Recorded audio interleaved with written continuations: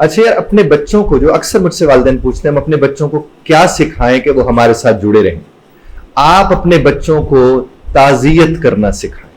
جب کہیں محلے میں ادھر ادھر رشتہ داروں میں کوئی فوت ہو جاتا ہے تو اپنے بچوں کو ساتھ لے کر جائیں اور انہیں بتائیں کہ غم کی کیفیت میں بیہیو کیسے کرتے ہیں. یہ ضرور بتائیں اپنے بچوں کو.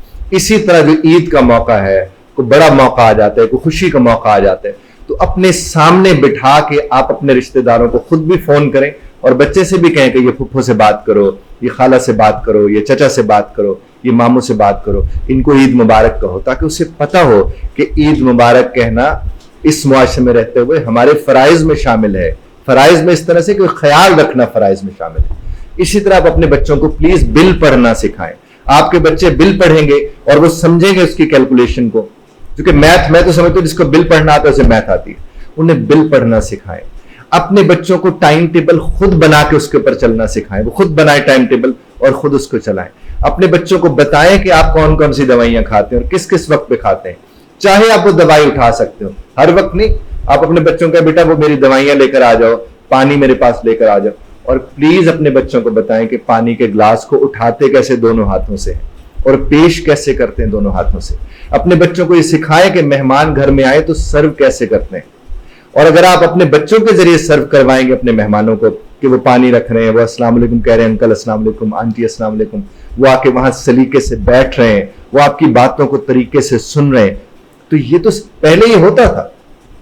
پہلے جب بڑے بوڑھے اپنے بچوں کو ساتھ لے کر جاتے تھے تو بچے وہاں بیٹھے رہتے تھے ان کے ساتھ، اور وہ بار بار انہیں کہا تھے بیٹا اس طرح نہیں کریں، اس طرح بیٹھیں، اس طرح بات سنیں، شور مت کریں، دھیان سے سنیں. انہیں خود بخود ان چیزوں کا اندازہ ہونا شروع ہو جاتا تھا. اور یہ اندازہ کیوں ہوتا تھا؟ کیونکہ وہ اس پروسیس سے گزر رہے ہوتے تھے. اب ہمارے بچے آئسولیٹ ہو گئے.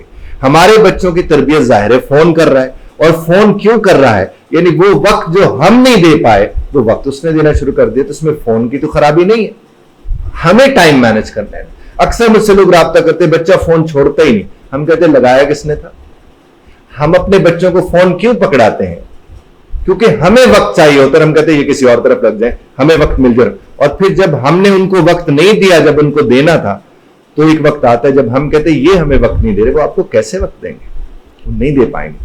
آج بھی آپ کا بچہ، کیونکہ میں نے دیکھا ہے اکثر والدین کے والد صاحب کہتے ہیں اچھا میں فلاں جگہ جنازہ پڑھنے جا رہا ہوں. آپ اگر جنازہ پڑھنے جا رہے ہیں تو آپ اپنے بچوں کو ساتھ لے کر جائیں. اسے کہے بیٹا چلو میں جنازہ پڑھنے جا رہا ہوں، تم بھی میرے ساتھ چلو. بلکہ مجھے یاد ہے اشفاق احمد صاحب کی ایک بات، وہ کہنے لگے کہ وہ جب ریٹائر ہو گئے تو گھر میں ایسے پریشان رہتے تھے، اکیلے رہتے تھے، تو انہیں سمجھ نہیں آتی تھی کہ میں کیا کروں. تو پھر ممتاز مفتی صاحب سے ان کی بات ہوئی تو ممتاز مفتی صاحب نے انہیں کہا کہ آپ نا جو مسجد ہے محلے کی وہاں جایا کریں، نماز وہاں جا کے پڑھا کریں، لوگوں کے ساتھ ملا کریں. کہتے میں نے ان کا کہنا مان لیا، لیکن مجھے کہو کہ فرق تو کوئی نہیں پڑ رہا.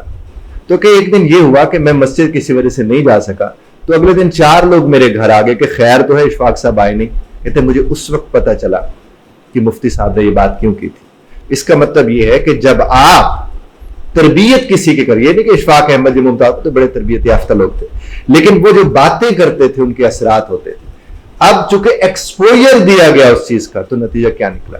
ہم اپنے بچوں کو جب انسانوں کے ساتھ ملواتے ہیں، ملتے ہیں، خود ملتے ہیں، رابطہ رکھتے ہیں، بات چیت کرتے ہیں تو وہ سیکھ جاتے ہیں، وہ سمجھ جاتے ہیں. اس طرح مسجد میں اگر آپ اپنے بچوں کو اپنے ساتھ لے کر جاتے ہیں تو اگر وہ ایک دن نہیں جائیں گے تو لوگ پوچھیں گے آپ کے بچے کیوں نہیں آئے. اور اس طرح باقی لوگوں کو بھی دعوت ملے گی کہ وہ اپنے بچوں کو لے کر آئے. ہمارے ایک اور دوست ہیں گیلانی صاحب، پچھلے دن ہمارے پاس آئے، مجھے فرمانے لگے کہ سر کوئی ایسا کام کریں، ہم ایسا کوئی سلسلہ کریں کہ جس میں ہم ایک دن یوں کہیں کہ ویسے تو ہمیں ہر جمعہ کو بچے لے کر جانے چاہیے مسجد میں، ہر روز لے کر جانے چاہیے. انہیں کہا کیوں نہ پورا دن ہی منا لیں کہ آج کا دن بچے سارے کے سارے بچے ہی مسجد میں آئیں گے، بڑے تو آئیں گے سو آئیں گے. مجھے اتنا زبردست ان کا آئیڈیا لگا. اور مقصد کیا تھی؟ تربیت کرنا. آپ اور ہم مل کر ایک ہی کام ہمیں کرنے کی کوشش کرتے رہنا چاہیے. وہ یہ ہے کہ اپنے بچوں کی تربیت ہم نے ابھی سے کرنی ہے. اگر 5 سے آپ نے دیکھا ہوگا غبارہ بیچنے والا بچہ غبارہ بیچ کے خوش ہو رہا ہوتا ہے اور غبارہ خریدنے والا بچہ غبارہ خرید کے خوش ہو رہا ہوتا ہے. دونوں خوش ہو رہے ہوتے ہیں اور دونوں کی تربیت اسی طرز پر ہوئی ہوتی ہے. اب میں اس کی انشاءاللہ بفضل تعالیٰ ایک پوری سیریز چلاؤں گا والدین کے لیے، جس میں بچوں کو کیا اور کیسے سکھانا چاہیے کا سلسلہ ہوگا. چونکہ پیرنٹنگ اور کپلز کے ساتھ میرا تعلق رہتا ہے تو امید ہے کہ ہم اس چیز کو اور چونکہ ہے یہ کنٹریبیوٹ کرنا، میں آج آپ کے ساتھ 4 باتیں کر رہا ہوں، اور اگر آپ کو لگتا ہے یہ 4 باتیں اچھی ہیں تو یہ 4 باتیں لوگوں تک پہنچنی چاہیے، کیونکہ ہم سب اپنا اپنا حصہ ڈالنے کی کوشش کر رہے ہیں۔ دھیان سے سننے پر شکر گزار ہوں۔